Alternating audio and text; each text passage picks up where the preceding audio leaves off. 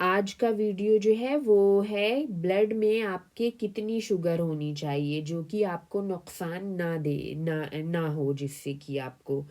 तो इसमें लोग कई बार बहुत ज़्यादा कंफ्यूज हो जाते हैं और कुछ लोगों ने बहुत गलत रीडिंग्स भी बता रखी हैं जिससे बहुत लोगों को नुकसान भी हो रहा है। तो ब्लड में कितनी शुगर हो जो कि आप एक हेल्दी इंसान के लिए कितनी होना चाहिए ब्लड में शुगर, और अगर आपको इंसुलिन रेजिस्टेंस है तो कितनी ब्लड शुगर होगी जिससे कि आपके ऑर्गन्स जो हैं वो डैमेज नहीं होंगे। तो वहाँ तक क्या रेंज होना चाहिए, तो इन्हीं सब चीज़ों पे आज हम डिस्कस करेंगे। तो आपका जो एक्यूरेट सबसे ठीक ब्लड शुगर लेवल क्या है, तो अगर आप कभी भी रैंडमली किसी भी टाइम चेक करते हो तो आपकी रीडिंग्स होना चाहिए 70 या 80। 90 भी ठीक है पर डेसीलीटर। मगर आपका अगर रैंडम ब्लड शुगर लगातार 90 से 100 तक आती है, किसी भी टाइम आप चेक करते हो तो आपकी 90 से 100 के बीच आती है, मतलब अगर आपने किसी भी टाइम चेक किया और आपकी रीडिंग्स जो हैं वो 90 या 100 इतनी आ रही हैं, तो इतनी शुगर भी अगर लगातार आपके ब्लड में है तो आपको शुरुआती सिम्टम्स जो हैं वो आने लगते हैं, जैसे गले या बगल या सीने पर छोटे छोटे मस्से हो जाना, गर्दन या बगल में कालापन आना, दोपहर का खाना खाने के बाद नींद आना, पेट बाहर आना, जल्दी ही थकान हो जाना, मुहासे होना, स्किन और बाल जो हैं वो रूखे सूखे होना। तो अगर आपका शुगर लेवल जो है रैंडमली 90 या 100 रहता है लगातार, तो इस तरह के सिम्टम्स जो हैं वो आपको आ सकते हैं। यानी कि अगर इनमें से 3-4 सिम्टम्स आपके अंदर हैं तो आप प्री डायबिटिक हो। तो सबसे पहले बात करते हैं फास्टिंग ब्लड शुगर की। तो आपकी फास्टिंग ब्लड शुगर होनी चाहिए 70 से 90 के बीच। अगर सुबह खाली पेट आपका ब्लड शुगर 90 से ज़्यादा आ रही है, जो कि 50% पॉपुलेशन के साथ होता है, तो इसका मतलब है आपका लीवर ठीक से काम नहीं कर रहा है, आपको फैटी लीवर है। तो अगर आप अपने लिवर पे काम कर लें, लिवर को ठीक कर लें, तो आपकी फास्टिंग ब्लड शुगर जो है वो 70 से 90 के बीच आएगी। तो लिवर के लिए मैंने एक वीडियो बना रखी है, तो वो आप ज़रूर देखें। टिप्स फॉर हेल्दी लीवर इस तरह से है, तो वो आप ज़रूर देखें वीडियो। उसमें आपको लीवर को ठीक करने के लिए बहुत सारी टिप्स मिलेंगी। और अगर आपकी फास्टिंग शुगर जो है 100 से 125 है तो फिर आप प्री डायबिटिक हो, और 126 है अगर तो आप डायबिटिक हो। अगर आपकी फास्टिंग ब्लड शुगर 110 से ऊपर है तो आपको प्रॉब्लम्स आना शुरू हो जाती हैं। अगर 140 से ऊपर है तो हार्ट प्रॉब्लम, किडनी प्रॉब्लम और नर्व और ब्रेन से रिलेटेड प्रॉब्लम्स जैसे पंजे और एड़ी में दर्द, उंगलियां सुन्न होना या पकड़ ढीली पड़ना, इस तरह के सिम्टम्स आने लगते हैं। अब खाने के बाद की, तो खाने के 1 घंटे बाद आपका ब्लड शुगर होना चाहिए 120 या उससे कम, और 2 घंटे के बाद 100 या उससे कम। अगर आपका ब्लड शुगर लेवल खाने के 2 घंटे बाद 100 या उससे कम नहीं है तो इसका मतलब है आपको इंसुलिन रेजिस्टेंस है। और अगर खाने के 2 घंटे बाद भी 180 तक भी रहती है ब्लड शुगर आपकी, तो कम से इतना होगा कि आपका जो है कोई ऑर्गन डैमेज नहीं होगा। प्रॉब्लम्स तो होंगी, सिम्टम्स आपको, लेकिन ये है आपका कोई ऑर्गन जो है 180 तक भी डैमेज नहीं होगा। मगर इतनी 180 जो है वो ज़्यादा होती है शुगर, तो इतनी आपकी होना नहीं चाहिए। तो धीरे धीरे जैसे जैसे आपका पैंक्रियाज स्ट्रांग होता जाएगा, आपका इंसुलिन रेजिस्टेंस जो है वो कम होगा, और जो आपकी रीडिंग्स हैं वो नॉर्मल यानी कि 70 से 100 के बीच आती दिखेंगी आपको खाने के 2 घंटे बाद। तो थोड़ा टाइम लग जाएगा, मैंने पहले भी बताया है कि इंसुलिन रेजिस्टेंस जो है वो ठीक होने में 9 से 12 महीने लग जाते हैं। वो भी तब जब आप ठीक से डाइट और फास्टिंग करते हो। अच्छा, फास्टिंग में भी अगर आप दवा खा रहे हो या इंसुलिन ले रहे हो तो आपको ख़ास ख़्याल रखना पड़ेगा, क्योंकि हाइपोग्लाइसीमिया आपको हो सकता है। तो फास्टिंग तभी करें जब आप डायबिटीज़ की दवा या इंसुलिन बंद कर चुके हो। दवा या इंसुलिन लेते हुए लंबी फास्टिंग ना करें तो ही बेहतर है। और हाइपोग्लाइसीमिया जो होता है वो जो कम यानी कि कम ब्लड में शुगर, वो ज़्यादा ब्लड शुगर से, मतलब अगर आपके ब्लड में ज़्यादा ब्लड शुगर है तो उससे कहीं ज़्यादा ख़तरनाक होता है, क्योंकि ये एकदम आपको जो है कोमा तक भी ले जा सकता है हाइपोग्लाइसीमिया। मतलब अगर आपके ब्लड में एकदम से शुगर बहुत लो चली गई है। और हाइपरग्लाइसीमिया जो होता है वो आपको धीरे धीरे मौत की तरफ ले जाता है, लेकिन हाइपोग्लाइसीमिया एकदम से आपको जो है बहुत ज़्यादा एकदम से, मतलब डेथ भी हो सकती है, कोमा में भी जा सकते हो, कुछ भी हो सकता है, पैरालाइज भी हो सकता है। और ज़्यादातर इतनी बुरी हालत, मतलब बहुत ज़्यादा अगर हाइपोग्लाइसीमिया हो गया है और बहुत ज़्यादा कंडीशन बुरी हो गई है तो वो उन्हीं लोगों की होती है जो या तो दवा ले रहे होते हैं या फिर इंसुलिन ले रहे होते हैं, उनकी शुगर एकदम डाउन चली जाती है। और जो लोग दवा और इंसुलिन नहीं ले रहे होते हैं या ख़त्म कर चुके होते हैं अपना, उसके बाद डाइट और फास्टिंग करते हैं, तो उनको इस तरह के जो सिम्टम्स हैं हाइपोग्लाइसीमिया वाले नहीं आते हैं। तो और अगर आएंगे भी तो थोड़े बहुत, वरना ज़्यादातर यही देखा गया है उनको इस तरीके के सिम्टम्स नहीं आते हैं हाइपोग्लाइसीमिया वालों को।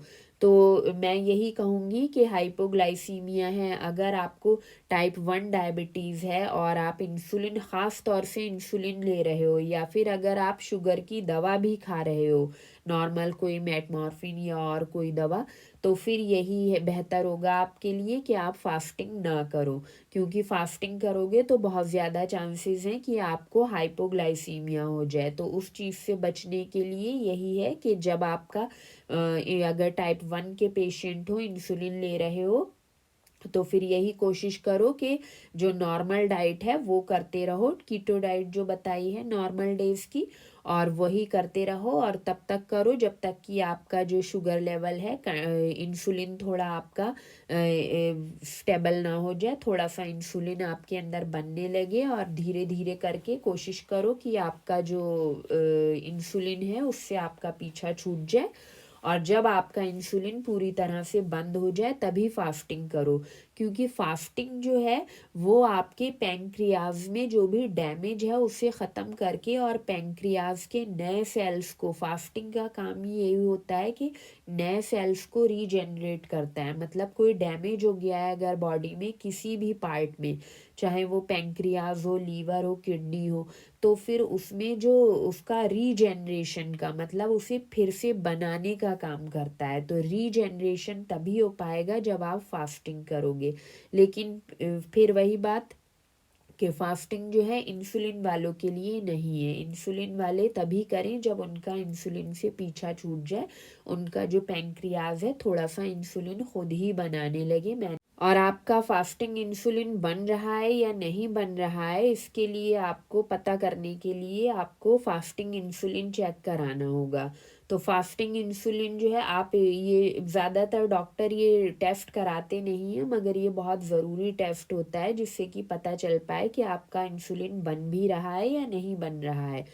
तो अगर आपका फास्टिंग इंसुलिन जो है वो 3 से 5 के बीच आता है, 2 भी है तो भी इसका मतलब भी है आपका फास्टिंग इंसुलिन जो है आपके अंदर बन रहा है।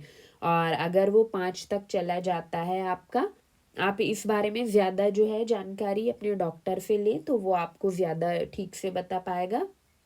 तो मैं यहाँ थोड़ा सा ऐसे ही बता दे रही हूँ कि अगर 5 तक आपका जो है, 5 तक अगर रहता है तो वो ठीक होता है बिल्कुल फास्टिंग इंसुलिन।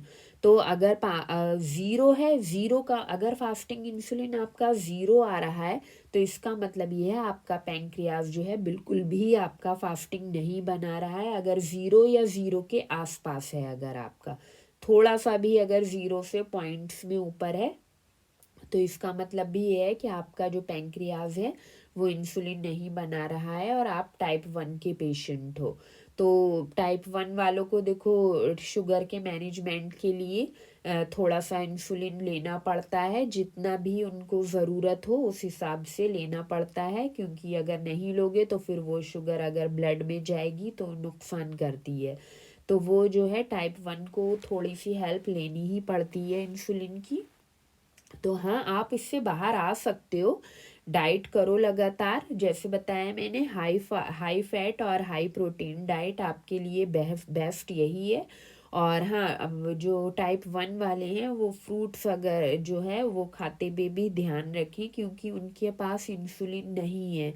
तो टाइप 1 वाले जो पेशेंट हैं वो कार्बोहाइड्रेट तो यही कोशिश करें हर तरह का, चाहे वो मिलेट्स हो या फिर कुछ भी हो। ज़्यादातर कार जब तक आपका इंसुलिन जो है बनना स्टार्ट नहीं हो जाता है तब तक आप यही कोशिश करें, कार्बोहाइड्रेट से तो दूर ही रहें, उसी में आपकी खैरियत है। और फ्रूट्स वगैरह जैसे मैंने अपनी डाइट में, वेट लॉस डाइट प्लान में बता रखे हैं सुबह में, तो वो भी देख लें। अगर एक आध बार देख लें आप चेक करके कितनी शुगर लेवल आपका बढ़ रहा है, क्योंकि फ्रूट्स में भी शुगर होती है। तो आप फ्रूट्स भी ना खाएं जब तक का आपका इंसुलिन बनना स्टार्ट ना हो जाए। जब इंसुलिन बनने लगे उसके बाद आप थोड़े से सुबह के टाइम पे खा सकते हो, सुबह से दोपहर तक फ्रूट्स खा सकते हो थोड़े से। लेकिन जब तक नहीं बन रहा है इंसुलिन तब तक जो है आप इस तरह की शुगर वाली चीज़ों से परहेज़ रखें, तभी अच्छा है। आपके लिए जो बेस्ट डाइट है टाइप 1 वालों के लिए वो है हाई प्रोटीन और हाई फैट। वो आपको हील भी करेगी और आपका इंसुलिन जो है वो भी शूट नहीं होगा।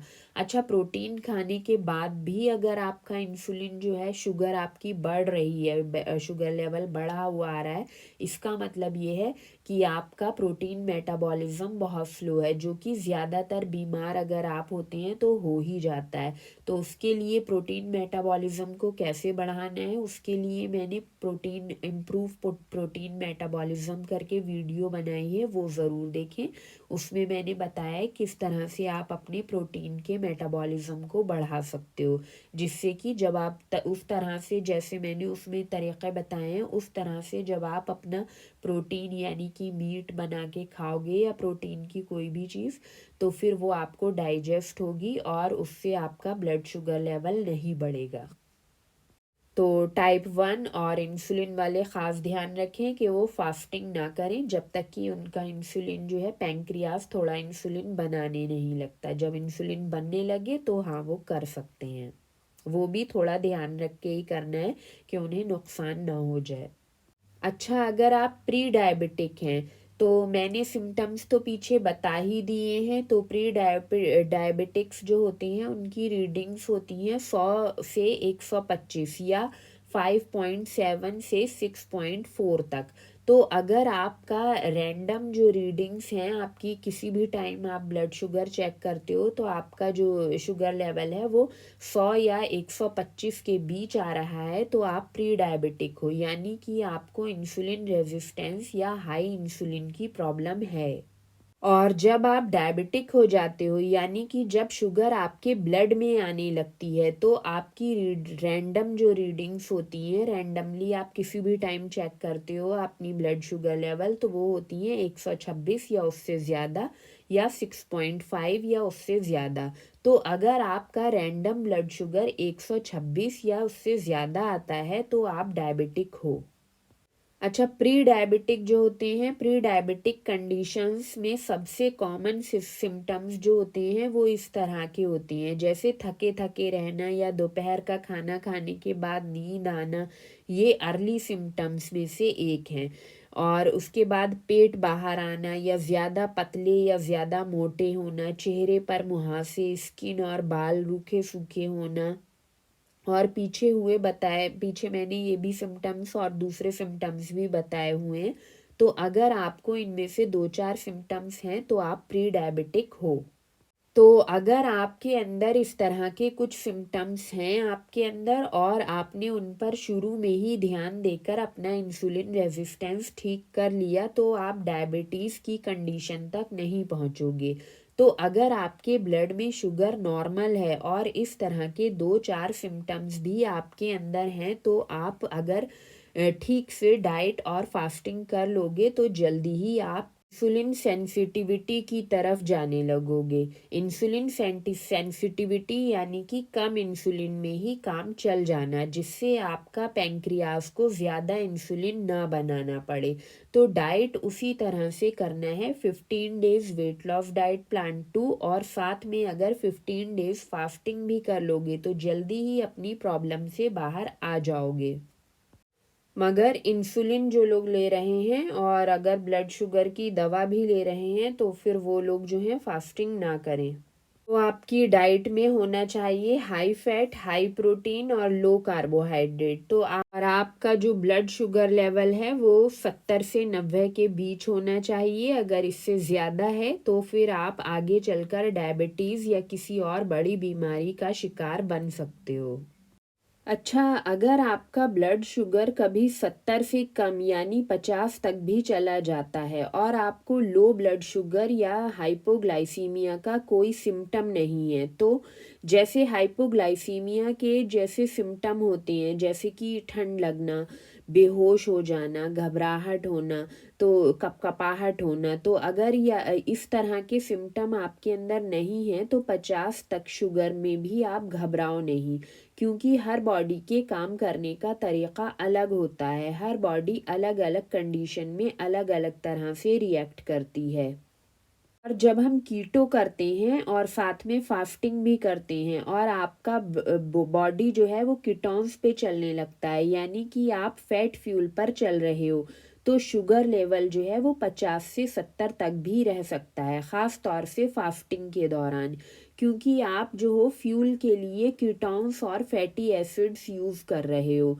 तो अगर कीटो या फास्टिंग करते हुए आपका ब्लड शुगर लेवल 50 से 70 के बीच भी रहता है और आपको हाइपोग्लाइसीमिया या लो ब्लड शुगर वाला कोई सिम्टम नहीं है, जैसे बेहोशी आना, कपकपाना, ठंडे पसीने आना, एकदम से प्यास लग जाना, और इस तरह के सिम्टम्स आपके अंदर नहीं हैं, तो हो सकता है कि अब कीटो और फास्टिंग करते हुए आपके लिए ये नया blood sugar new normal blood sugar level हो। मतलब आपका अक्सर जो है ब्लड शुगर लेवल कीटो या फास्टिंग करते हो तो इतना ही आपका रहे।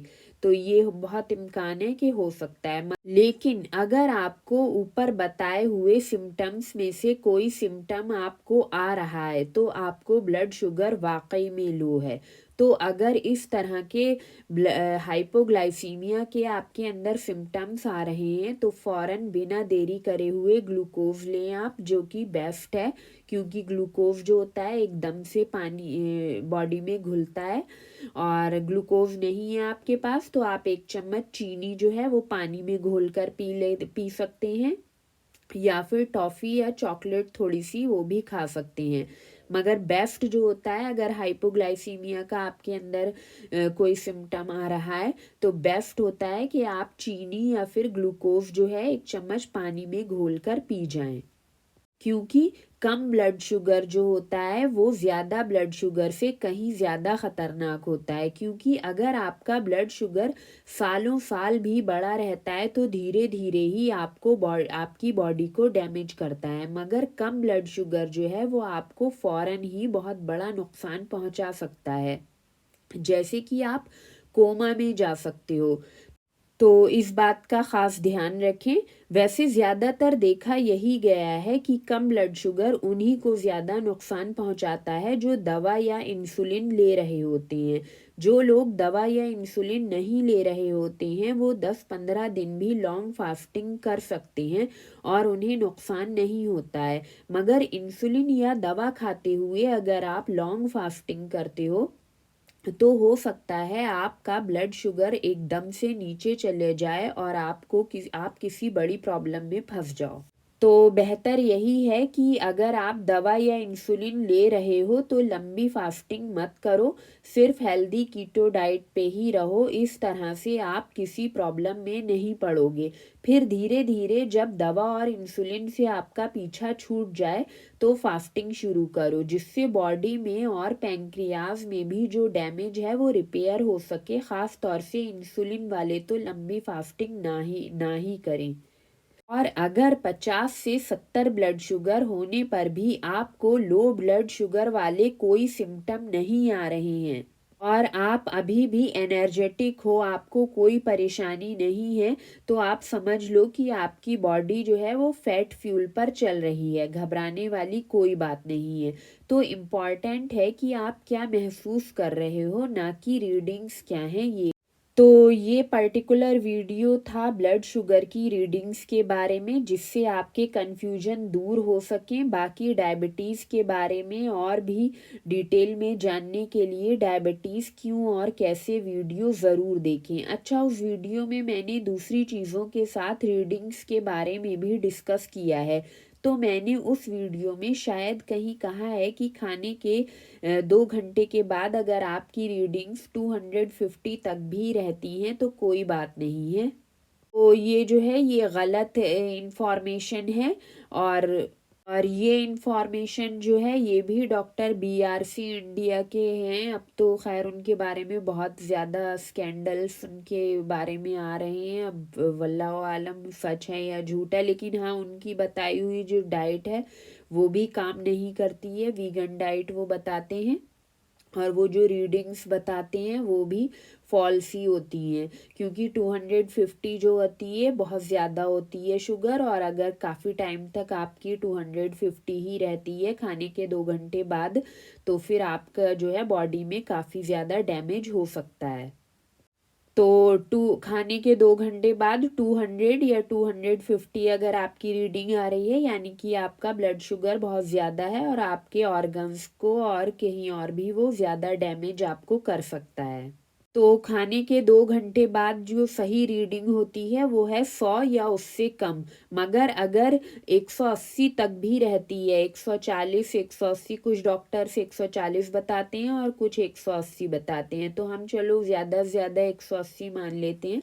तो अगर 180 भी रहती है आपकी खाने के 2 घंटे के बाद, तो भी कोई बड़ा नुकसान इतनी जल्दी नहीं होगा कि कोई आपका ऑर्गन डैमेज हो जाए। वैसे अगर आप हेल्दी कीटो या कार्निवोर डाइट अपनाते हो तो आपकी रीडिंग्स 140 से ऊपर जाना मुश्किल ही है। फिर भी मैंने पिछली वीडियो में जो गलती की थी तो यहाँ पर उसको सुधारना ज़रूरी था। और अगर आपको डायबिटीज़ या प्री डायबिटीज़ के कोई सिम्टम्स हैं आपके अंदर, तो डाइट उसी तरह से मैनेज करनी है। 15 दिन वेट लॉस डाइट और प्लान 2 और 15 दिन जो है फास्टिंग डाइट। तो ये दोनों वीडियोस जो हैं ये चैनल पर हैं, उन्हें आप ज़रूर देखें, आपकी बहुत ज़्यादा हेल्प होगी। और 15 दिन जो फास्टिंग की डाइट है वो ये इंसुलिन जो लोग ले रहे हैं वो ध्यान रखें, उन्हें नहीं करनी है। और दवा जो लोग ले रहे हैं वो भी ध्यान रखें, क्योंकि फिर उनकी जो है फास्टिंग में उनकी हाइपोग्लाइसीमिया का, उनको बहुत ज़्यादा हाइपोग्लाइसीमिया होने का ख़तरा रहता है। तो पहले इंसुलिन या दवा से अपना पीछा छुड़ाएं, उसके बाद ही आप अपनी ये फास्टिंग जो है वो कर सकते हैं। अच्छा, वेट लॉस प्लान 2 में मैंने आपको दोपहर में सैलड या ग्रीन जूस बताया है, तो वो जो है वो ज़रा ध्यान करके लें, क्योंकि ऐसा है अगर बहुत आपके यहाँ धूप नहीं निकलती है तो फिर ये कच्ची वेजिटेबल्स जो हैं वो हज़म नहीं होती हैं। अगर ख़ास तौर से आपके यहाँ धूप नहीं निकल रही है, सूरज नहीं है, तो आप जो है बॉईल करके उसे या फिर पका के उसे किसी भी तरह खा सकते हो, अपनी डाइट में ऐड कर सकते हो और वेजिटेबल्स को। मगर ध्यान रखो कि कच्ची जो सलाद या फिर जो जूस मैंने बताया है वो अगर बहुत ज़्यादा ठंडी है या फिर धूप नहीं निकल रही है तो फिर वो मत खाओ, क्योंकि कई बार क्या होता है और ये आपकी गट को बहुत डैमेज करता है। मतलब गट को में पेट में गैस बहुत बनाती हैं कच्ची सब्जियाँ। फ्रूट्स में ये चीज़ नहीं होती है, लेकिन सब्जियाँ जो होती हैं वो कई बार गैस बनाती हैं और उसकी वजह से आपको दर्द, माइग्रेन है और मतलब एक तरह से आपको गट की प्रॉब्लम्स रहती ही हैं। तो इस प्रॉब्लम से बचने के लिए बेहतर है आप अगर सब्जियों को खा रहे हो तो फिर पका के खाओ, कच्चा मत खाओ, ये कोशिश करो। अच्छा, चलते चलते एक बात और मैं बताना चाहूँगी आपको। और हालांकि इस टॉपिक में मैं एक अलग वीडियो बनाऊँगी, बट यहाँ मैं बता दे रही हूँ कि बहुत से लोग ये कहते हैं कि आपके बीटा सेल जो हैं वो एक बार डैमेज हो जाएं उसके बाद वो रीग्रो नहीं कर पाते हैं। लेकिन मेरा मानना ये है कि अगर आप ठीक से प्रॉपर न्यूट्रिशन दे दें सेल्स को, जो जो जो भी ऑर्गन आपका डैमेज हो गया उसको प्रॉपर न्यूट्रिशन मिल जाए तो वो रीग्रो ज़रूर हो सकता है। तो देखिए को कहीं के भी जैसे कि लीवर तो पूरा ही रीग्रो हो जाता है, ये तो सभी जानते हैं ज़्यादातर लोग, क्योंकि ऐसा है कि लीवर जो होता है बहुत जल्दी रीग्रो हो जाता है, मतलब बहुत जल्दी वो पूरा अपने साइज़ में आ जाता है क्योंकि वो एक बहुत इम्पॉर्टेंट ऑर्गन है। लेकिन यही बहुत से डॉक्टर्स जो हैं जिन्होंने इस फील्ड पे बहुत टाइम से काम कर रहे हैं, नेचुरोपैथ हैं ख़ास तौर से, तो वो जो हैं वो यही बताते हैं कि अदर दूसरे ऑर्गन्स भी जैसे किडनी के अगर जो नेफ्रॉन्स होते हैं उनके बारे में भी डॉक्टर ख़ास तौर से एलोपैथी वाले यही कहते हैं कि ये भी रीग्रो नहीं होते हैं। लेकिन बहुत से डॉक्टर्स जो हैं जो कि नेचुरोपैथ हैं वो यही कहते हैं कि ये रीग्रो हो जाते हैं अगर इन्हें प्रॉपर न्यूट्रिशन मिले। और तो ये सच है कि ऑर्गन्स जो हैं वो रीग्रो हो सकते हैं, तो कोशिश करने में तो कोई हर्ज नहीं है। देखो जब डायबिटीज़ डिटेक्ट होती है आपके ब्लड में तो ही आपको ये समझ जाना चाहिए कि आपके 50% बीटा सेल डैमेज हो चुके हैं। जब 50% बीटा सेल आपके पैंक्रियाज में डैमेज हो जाते हैं तभी आपको ब्लड में शुगर डिटेक्ट होती है, यानी कि टाइप 2 डायबिटीज़। और टाइप 1 वाले जो होते हैं उनके पास बीटा सेल होते ही नहीं हैं या फिर बहुत ही कम होते हैं, जो कि उतना इंसुलिन प्रोड्यूस नहीं कर पाते हैं जितनी कि खाने को शुगर को डाइजेस्ट करने के लिए होती है। शुगर को यूज़ करने के लिए जितना चाहिए उतना इंसुलिन नहीं बना पाते हैं। तो टाइप 1 वाले भी और टाइप 2 वाले भी इस फॉर्मूले को अपना सकते हैं, तो हो सकता है 4-5 साल कोशिश करने में कोई हर्ज नहीं है, क्योंकि डाइट तो आप कर ही रहे हो और अगर कोशिश कर लोगे ठीक से तो हो सकता है मे बी पॉसिबल कि आपका पैंक्रियाज जो है वो रीग्रो हो जाए। और पूरा नहीं, वैसे अगर कोशिश करते रहोगे तो हो सकता है पूरा ही रीग्रो हो जाए, वरना उतना तो हो जाएगा कि जितने में आपका काम बन जाए, आपको भरपूर इंसुलिन जितना आपको चाहिए उतना की वो बनाने के लायक हो जाए। तो किसी भी ऑर्गन को जो अंदर से डैमेज हो गए हैं तो उसको अगर उसके सेल्स डैमेज हो चुके हैं तो उसको उन सेल्स को रीग्रो करने के लिए एक तो शुगर को रोकना तो ज़रूरी है और सबसे बड़ी चीज़ जो है वो है फास्टिंग। तो अगर आप रेगुलर फास्टिंग कर लेते हो, लॉन्ग फास्टिंग ख़ास तौर से रेगुलर अगर आप कर लेते हो तो आपके, मैंने फास्टिंग वाली वीडियो में भी ये बात बता रखी है कि आपके सेल्स जो हैं नए होकर बनने लगते हैं। तो बहुत ज़्यादा इम्कान है कि आपके अंदर जो डैमेज ऑर्गन्स हैं वो भी रीग्रो होने लगी, उनके जो सेल्स हैं जो डैमेज हो चुके हैं ऑर्गन्स के वो फिर से बनना स्टार्ट हो जाएं। तो उसके लिए बहुत ज़रूरी होता है फास्टिंग करना। लॉन्ग फास्टिंग जब आप करते हो तो आपके सेल्स जो होते हैं, क्योंकि बॉडी को आराम मिलता है और बॉडी जो भी आपके अंदर टूट फूट हुई होती है उसकी मरम्मत करने में लग जाती है, तो बहुत इम्कान है कि आपके सेल्स जो हैं वो रीग्रो होने लगे। इसीलिए फास्टिंग को इतना ज़्यादा मतलब महत्व दिया गया है, इतनी ज़्यादा इसकी इम्पॉर्टेंस है। मगर ये बात ध्यान रखनी है आपको, फास्टिंग के आप जो है फ़ायदे तभी मिल सकते हैं जब आप उस लॉन्ग फास्टिंग करें। और अगर आप इंसुलिन ले रहे हो या फिर दवा ले रहे हो डायबिटीज़ की तो आपको परेशानी आएगी फिर उसमें। तो आप फास्टिंग वाली वीडियो देखें किस तरह से फास्ट करना है, उसमें मैंने बताया हुआ है सब तरीक़े से फास्ट करना। और लेकिन ये ध्यान रखना है कि फास्टिंग तभी स्टार्ट करें जबकि आपका इंसुलिन या फिर दवा जो है डायबिटीज़ की वो आप बंद कर चुके हो, जिससे कि आपको हाइपोग्लाइसीमिया की प्रॉब्लम ना आए। उसके बाद अगर आप, जब आप दवा बंद कर चुकेंगे उसके बाद जब आप ये शुरू करेंगे फास्टिंग तो कुछ सालों बाद हो सकता है कि आपको आपका जो पैंक्रियाज है वो काम करना, उसके जो बीटा सेल हैं वो बनना स्टार्ट हो जाएं और आपका पैंक्रियाज ठीक से काम करना शुरू कर दे। तो इसके लिए आपको थोड़ा सा वेट तो करना ही पड़ेगा। ख़ास तौर से टाइप 1 वाले जो हैं उन्हें थोड़ा ज़्यादा वेट करना पड़ सकता है, मगर मे बी पॉसिबल उन्हें अच्छे रिज़ल्ट मिल जाएं। तो आपको पता कैसे चलेगा कि आपका पैंक्रियाज जो है हील होना शुरू हो गया है? तो उसके लिए आपको फास्टिंग इंसुलिन चेक कराना पड़ेगा। फास्टिंग इंसुलिन अगर आपका बढ़कर आता है, जैसे कि टाइप 1 वालों का तो बहुत ही कम होता है, 0 या उसके आसपास ही, तो फिर जो है अगर उसमें आपको इम्प्रूवमेंट दिखता है फास्टिंग इंसुलिन में अपने, तो फिर आप समझ जाइए कि आपका पैंक्रियाज जो है हील होना शुरू हो चुका है। तो आप ये फार्मूला ज़रूर अपना सकते हैं फास्टिंग वाला, जिससे कि आपका पैंक्रियाज जो है वो फिर से रीजेनरेशन की तरफ, मतलब फिर से नया होकर बनने लगे। मगर यही है कि आपको उससे पहले आपको दवा और इंसुलिन से पीछा छुड़ाना पड़ेगा। तो आज के लिए बस इतना ही, फिर मिलते हैं किसी और इन्फॉर्मेशन के साथ।